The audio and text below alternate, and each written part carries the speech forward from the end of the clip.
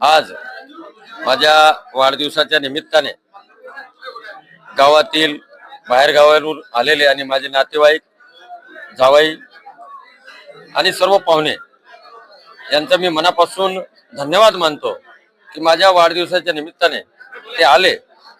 मला हा कार्यक्रम सुद्धा अनपेक्षित होता, मला माहित नव्हता. मी आज माननीय नामदार संजय भाऊ राठोड यांच्या कासोळा येथील कालंका महाकाली मंदिराची मूर्ती स्थापनेच्या कार्यक्रमासाठी गेलो होतो. तिथून आलो अचानकपणे. हा सर्व कार्यक्रम कार्यकर्त्यांच्या माध्यमातून या ठिकाणी आयोजित केला होता आणि अचानकपणे पूर्ण जिल्हा परिषद सर्कल लोई नव्हे तर पूर्ण तालुक्यामधून अनेक प्रकारचे सर्व नेते मंडळी, कार्यकर्ते मंडळी या ठिकाणी मला शुभेच्छा देण्यासाठी आले. मला फार मनापासून आनंद झाला. मी त्या सर्वांना मनापासून धन्यवाद देतो. माझ्यातर्फे, माझ्या परिवारातर्फे सर्व कार्यकर्त्यांचे आणि मला ज्यांनी आज शुभेच्छा दिल्या, हजारो शुभेच्छा मला फोनवर आल्या, अनेक शुभेच्छा माझ्या व्हॉट्सअप ग्रुपवर आल्या.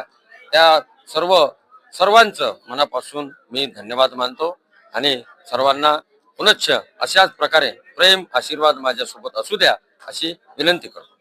तसेच आपण बघतोय आता सरांनी खूप ज्यांनी शुभेच्छा त्यांना खूप आभार मानले त्यांनी.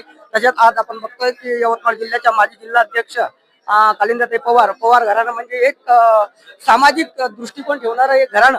त्यांचं समाजाचं सुरुवातीपासूनच एक नाळ जुळलेली आहे.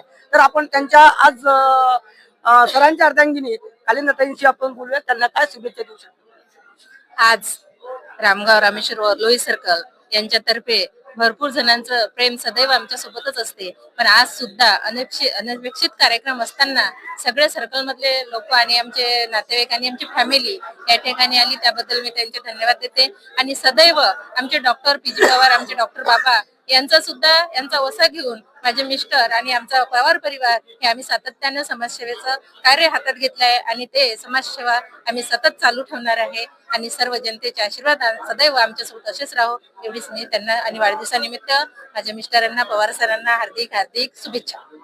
या रामगाव रामेश्वरच्या माजी सरपंच भावनाताई पवार हे म्हणजे यांच्यामध्येच भावनाताई पवारांशी बोलूया आपण. काय शुभेच्छा? आज भाऊजींचा वाढदिवस आहे. यशवंत पवार माझे भासरे आहेत, माझे भाऊजी आहेत. ते भाऊजी नसून माझे मोठे भाऊच आहेत आणि ते माझे राजकीय गुरु पण आहेत.